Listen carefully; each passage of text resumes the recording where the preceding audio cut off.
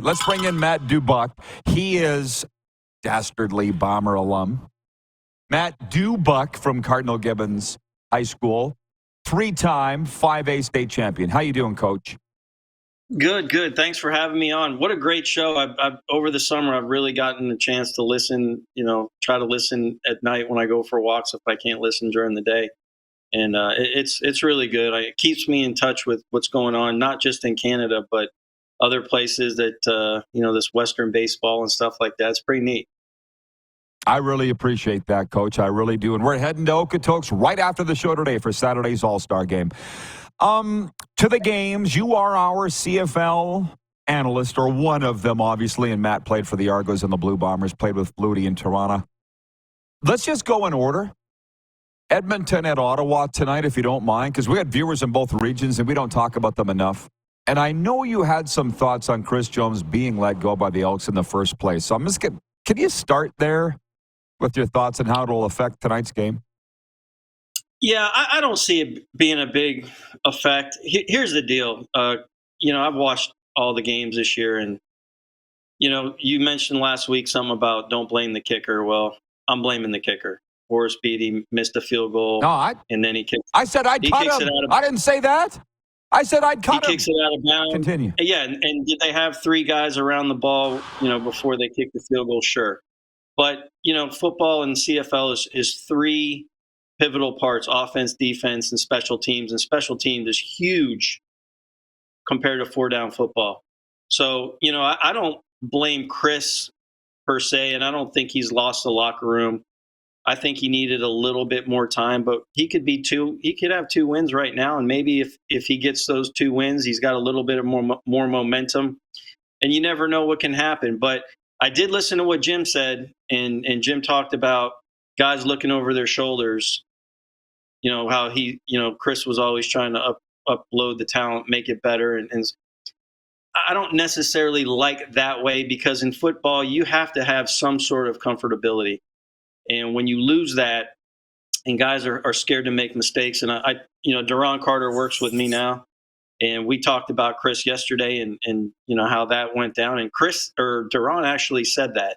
He said we had a really hard time meshing the roster a lot of the times. So I'm not a CFL general manager. I don't claim to be one. I'm a coach. But I do know if I would have been Chris or on his staff, I would have found a way to use the other quarterback in either short yardage or a change of pace, because that guy's fast. Now I just got a brain fart. What's the Trey Ford. Canadian? Trey Ford.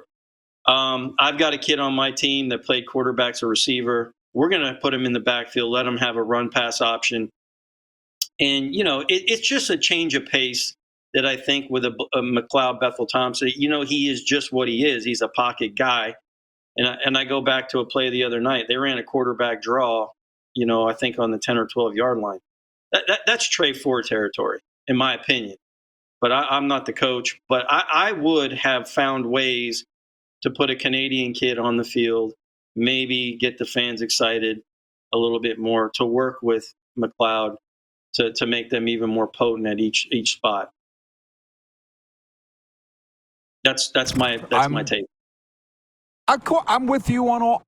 It's really interesting. Did you see what Jim Barker said last week? He said the exact same thing. He's like, I don't think Jones lost the room.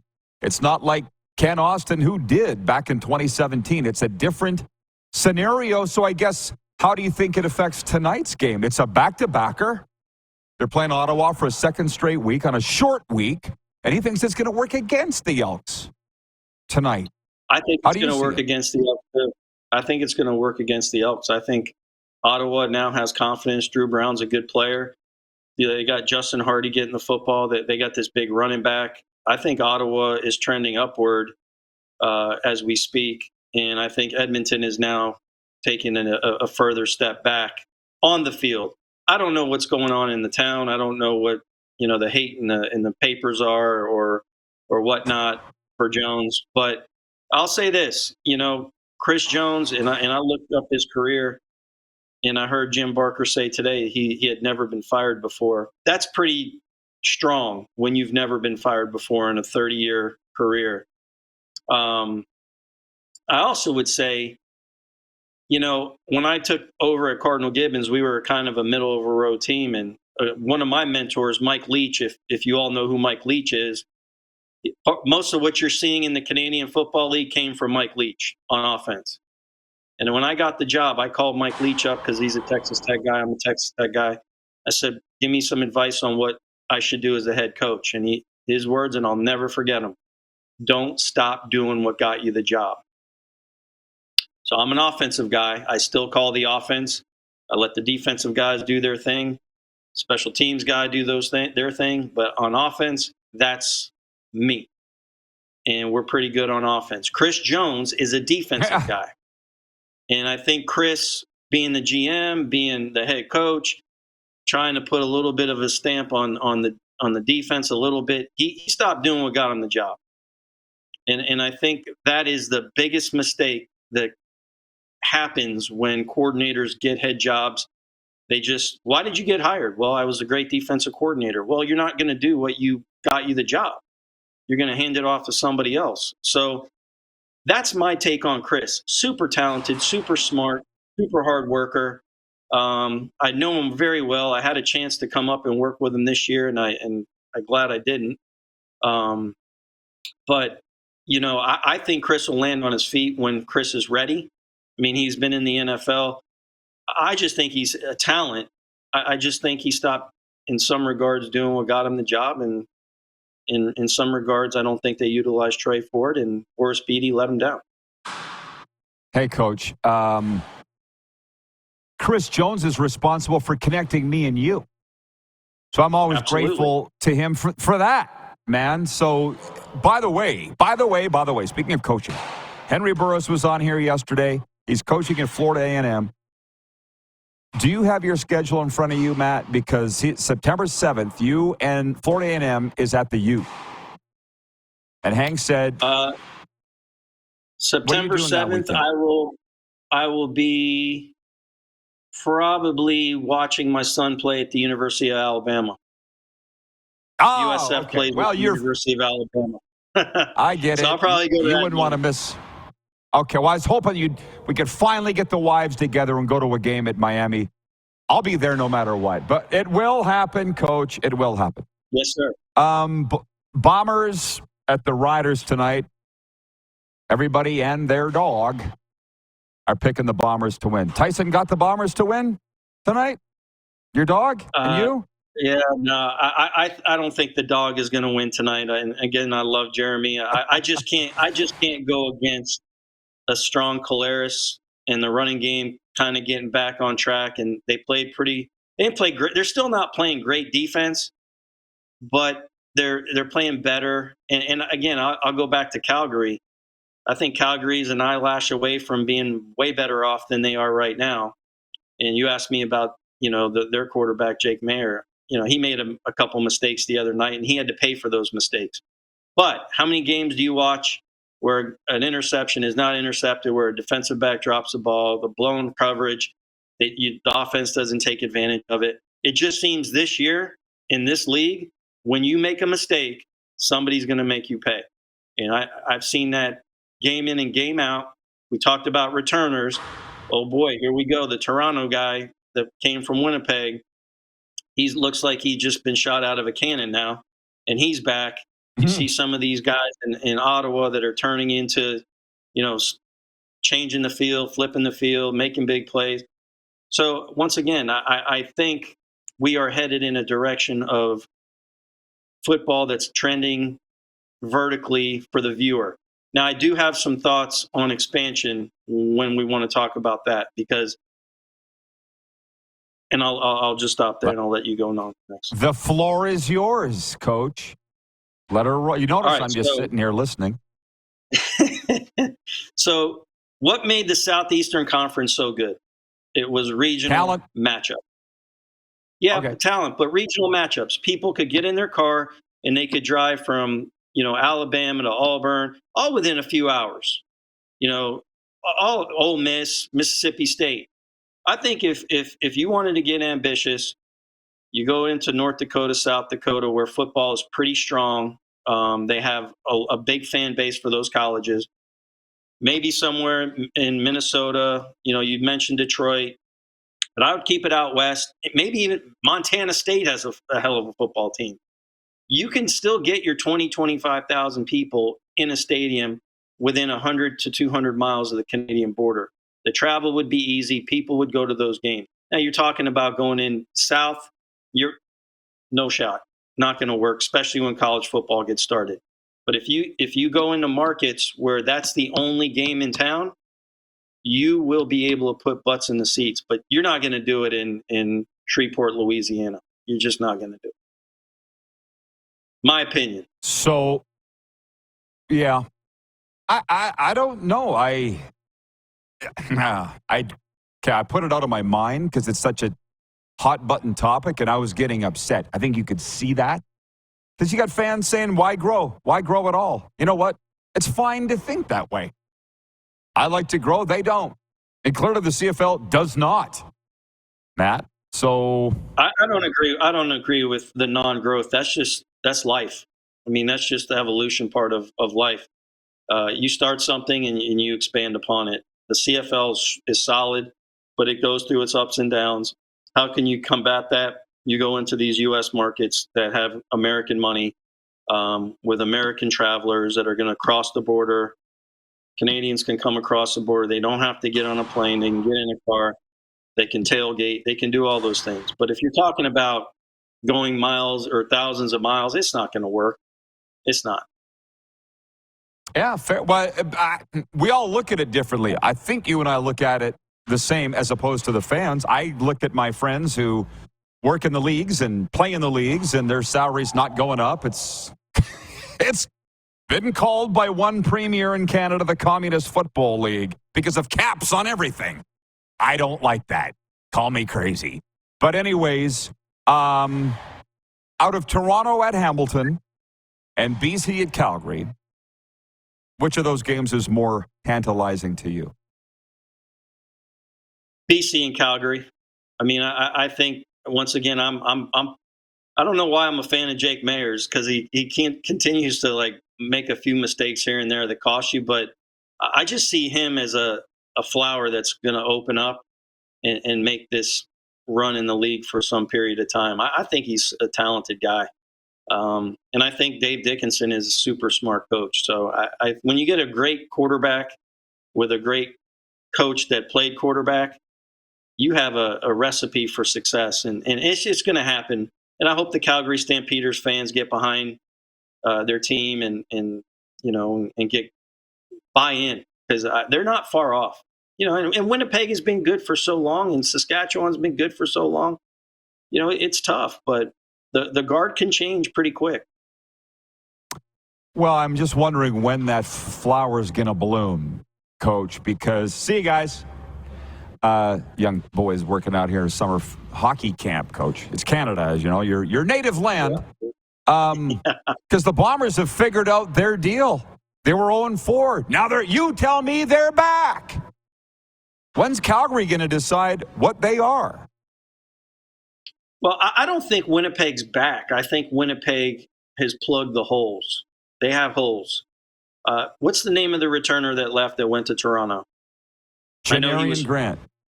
Yeah, I mean, the first 2 weeks you were watching him in Toronto, and he was kind of and it looks like he's healthy, and it looks like he's caught fire, and wow, what a difference maker he becomes. So, Winnipeg lost him. It's not easy to replace a guy that can flip the field like that.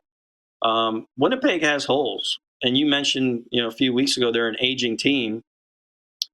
Aging teams show themselves, and then they figure out a way to kind of put it together, work smarter, not harder. And I think that's what you're starting to see in Winnipeg. I think Saskatchewan is Trevor Harris. I believe in them 100% when Trevor Harris is in the game. And I thought Shea Pedersen played good last week. I really did. I'm not really down on the guy. I just think, when you go into it, you better have a guy that's done it in our league, because it's a throwing league. I mean, let's face it, it's not ground and pound. The last guy that was ground and pound was Mike Pringle. He was the guy that Montreal ran, they ran the whole offense through Mike Pringle, and you should. But I don't see any backs like that in the league right now. And me as a coach that throws the rock like we do, our running backs become really good based on us spreading the field. And the Canadian League is spread. So, you just need some. But I don't want to go too far into that. I think Saskatchewan could win, but I wouldn't put my money on it. Terry says, good morning, RP Show, Labor Day CFL Alumni Golf. That sounds awesome. Is the sports doctor a great interview or what? I always enjoy your back and forth. It's been a fun first hour. I'll be listening to the second hour while on the highway while heading to the game. It's game day, baby. Terry from Medicine Hat. Greg in Calgary says, hey, Rod, wasn't there a problem with enforcing the player ratio because of U.S. labor laws? Baltimore won the Grey Cup with all-American players. Yeah, but then they lost the next year to Calgary with the Stamps had half Canadian players. So don't. And Kirk in Toronto says, hi, Rod. Kirk here. Loser thinking is going back to U.S. expansion. I'll say it again. The CFL needs to add one more team in the East for a balanced 10 teams. Matt, you were in the CFL in the expansion era. Were you not? Or did you just miss it? I just missed Ottawa by, I think, a year or two. Okay. Cool. Chad in Lethbridge says the CFL should expand, but it won't. Atlantic Canada should have had a team years ago. I love Coach Dubuc's take on expanding to the States. Safe travel to wild rose country, fella. Keep her between the ditches. You're saying expand to northern United States that don't have a football team. Is that right? Yeah, but I also would say, why not Quebec City? I mean, the great location, great play. Listen, all it takes is, in this world today, there's more billionaires than there's ever been. There's more multimillionaires than there's ever been. You find places that you're expanding cities are growing, populations are rising, and you give them something else that the rest of the world doesn't have, meaning in the central part of the United States, or, in why isn't Toronto getting 30,000 a game? Is it because they haven't won consistently? They have. There's just other things that takes the mind off of football. So find places that have fewer opportunities to do things, and then bring it to those people that are hungry for entertainment. And football in the CFL is entertaining. Period. Yeah. Why are they not drawing? Because competition in the marketplace, blah, blah. It's a different world, whatever. I mean, again, if this is not a slow day, this is like a January, February topic. Wally brought it up. Shame on me for fanning the flames. And because, hey, why did the NHL move up from 6 teams? Why? Why would you? We were doing great with 6 teams. That's the thinking, which is fine. Keep that way. Keep thinking that way. I don't want to talk about it anymore. Now, you know your boy J-Dog. Everybody, Jonathan Lederman, the announcer of the Cardinal Gibbons Chiefs, he wants on this show, Matt, and I feel like I got to bring him on. What would be my first 2 questions for J-Dog? Your team announcer there in Fort Lauderdale. What do you think? J-Dog does a good job with nicknames, number one. So every one of our players has a cool nickname that he comes up with. I think he's another guy that's in sports for the right reasons. He's not getting rich doing this. He's doing it because he loves it. He's doing it because he has a passion for it. He loves the interaction with the players, the families.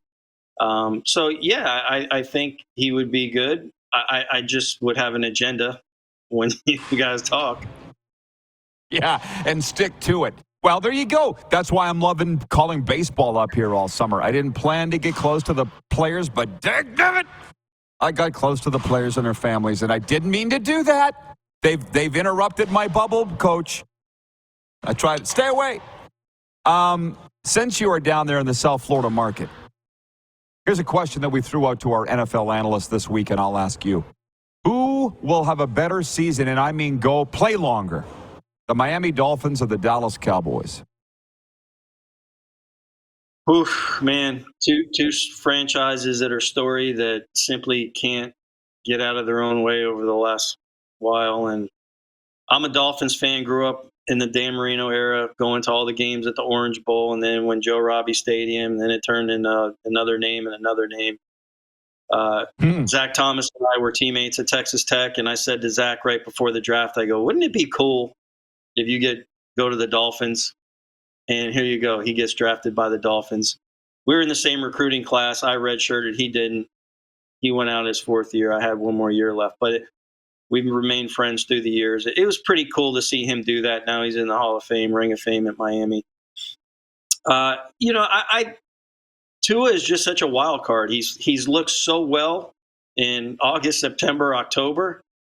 And then, boy, oh boy, the wheels seem to fall off. And, last year he came back 30 pounds bigger. He was doing jiu-jitsu. He bulked up really big. And now he looks like he's 195 pounds. I mean, he has skin compared to what he was. So I don't know what you're going to get with Tua. He's got great weapons around him. They keep talking about the offensive line being up and down. I think McDaniel's a really smart guy, new defensive coordinator. Then you got Jerry Jones, and you got that whole crew. Dak Prescott hasn't been able to – he looks good in sequences and then kind of falls apart near the end. And those games seem like he's always the finger pointer. You're pointing the finger at him. But, I don't know. I mean, I'm going to obviously hope for the Dolphins, but, I think the Dolphins are built like jet planes. And I think Dak Prescott's back, or not Dak Prescott. The running back is back that they let go from a few years ago. What's his name? Zeke Elliott. What a great player in college. But the running back position. The reason why they're not paying him anymore is just because the pound in 3-down or 4-down football that they take. Everybody runs it the first 2 downs and then they throw it.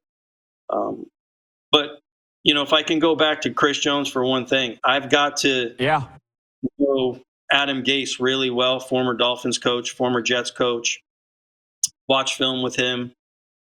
For anybody to say any of these guys aren't smart or they're bad coaches, listen, we all make mistakes in our job. We all make, those jobs happen to be in the sight line of the population. But Adam Gase is one of the smartest guys I've ever been around, football-wise. Chris Jones, you can't take anything away from him. The only thing I can say is you make a mistake on personnel, it can cost you your job. And I think that's, when Adam Gase had Peyton Manning, he's winning the Super Bowl. You lose Peyton Manning, now you lose a great player, but there's only so many Peyton Mannings to go around. Coach, you and I both know. No, you're not. Not at all. It's a results-based business, period. And Jones probably took on too much, but he wasn't winning. You know this as well as right. I do. Hey, you're End of right. story. Mic drop. Mic drop. Yeah, but again, it just goes into 1/8 of an inch, 2 inches this way, and the results are different. And I know. Well, that's the coach in me that's saying that. I know that. And I'm looking at it from the outside. Did you win or did you not win? I don't care why. On all of this. What? Go ahead. No, I agree with you. I just think at times, I think Chris Jones needed more time.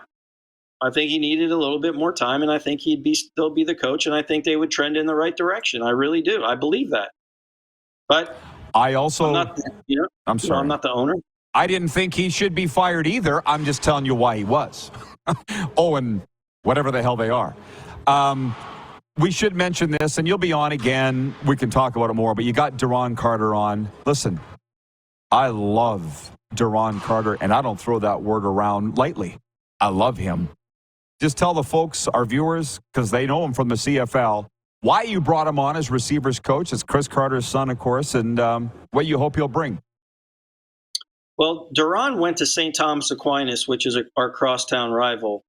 So I coached against Duron, and you heard all the things. When you're a son of a coach, and I heard your show the other day, Keith Gretzky. I didn't even know there was a Keith Gretzky until you said his brother, but yeah, whatever. My point with Duron, I got to talk to him. I got to meet him. He was coaching at another school. but it wasn't quite a very good school, when it comes to football. And he saw the players we have, and he thought he could help them. And the more I've been around Duron, I have a lot of respect for that. He is a smart guy. He is a hardworking guy. I don't think Duron will be with me for very long, because I think if he truly uses me, I can help him, move forward if he wants to coach. He's got his dad in his corner. I think Duron Carter, just in the last month and a half that I've been with him, I'm extremely impressed. And I called you about him, and you gave me a great recommendation. And I couldn't be happier having him on our coaching staff. And I'm looking forward to the season, working with him on a daily basis. Well, sometimes I wonder if we're ever making a difference. Long before you and I knew each other, Matt, I'd heard all these things about Duron in the CFL. I was in the CFL at the same time. I didn't like him. We signed him. I was like, Jones, what are you doing? And Jones was our coach. And then we got Duron, and I'm like, he was vilified by everybody else. And it ticked me off. How? And Kevin Glenn explained it to me. Kevin goes, Rod, when you know him, you'll love him. That's all it takes. That's right. So there's what everybody else sees, and then there's what there really is. Fair? Well, yeah, that's fair. And I'll tell you this, my son's going to be a senior and work with Duron the last month and a half. And my son's a pretty tough customer when it comes to coaching, because I've always coached him pretty hard, and my hands are off now with the receivers. But my son loves him. And he's not a screamer. He's not a yeller. He's a teacher. And good for Chris Carter, bringing him up that way, and good for Chris or Duron growing up, I guess, because I heard things about him in the CFL and whatnot, but whatever I heard that was negative, I haven't seen it. And I like him. You won't. And you won't. No, he's the best, man. I can't wait to get home and get some time with you guys. But long before that, you'll be on here again talking CFL football with us. Coach, thanks for this, man. Enjoy the games. Hey, thanks for having me again. Your show's awesome, and I hope more people are tuning in. You have a great perspective on how this thing works. And the CFL is a great league, and I'll keep watching and supporting. Outstanding. Thanks, Matt. Have a great weekend. Coach Matt Dubuc of the Cardinal Gibbons Chiefs, Fort Lauderdale, Florida.